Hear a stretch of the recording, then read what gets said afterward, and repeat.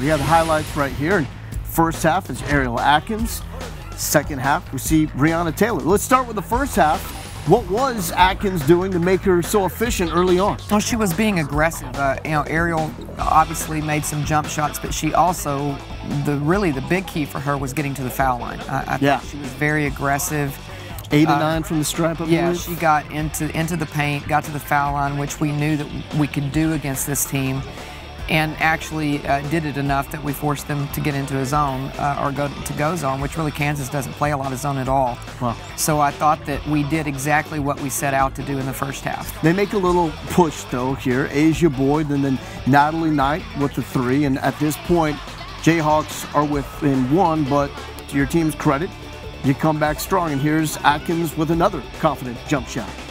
She really got in a nice flow, and again, what I credit her to is that as the game went on in the second half, you see Natalie Knight here hitting a 3, and that was a player that you just have certain players in our league that you just have to make sure that you know where they're at all times, and Natalie's one of those. And I thought this shot right here was really big for us. Crystal Henderson hit that 3 in the corner, and having another scorer and another shooter against the zone it is helpful. Big play right there by Bree Taylor, and Bree had a really tremendous second half, I thought. She really, and this big girl right here was really the difference in the game in the second half. Another double-double for Amani McGee-Stafford.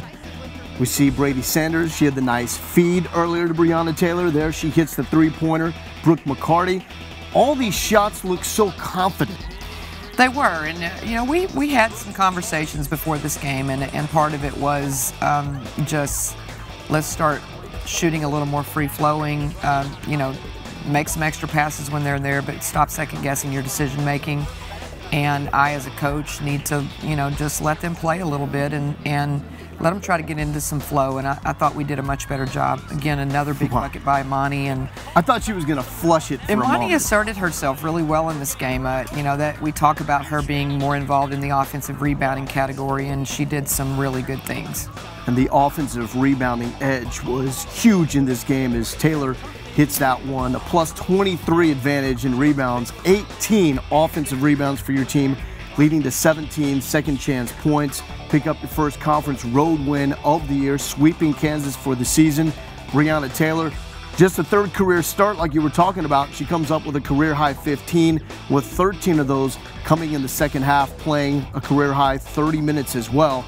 We saw the nice feed from Brady. She almost had a double-double. Oh, that's what I was just getting ready to see. If you look at that, the most significant thing to me there is that you have Brady with 9 rebounds, you have Ariel with 6 rebounds, and that's something that we've been talking about all year long, which was how do we get our guards into the rebounding game. And so that's, if they can focus on those things, getting some second shots, then they'll quit worrying so much about maybe if they missed a shot or not. And that's exciting to see 2 guards getting close to double figures in rebounds.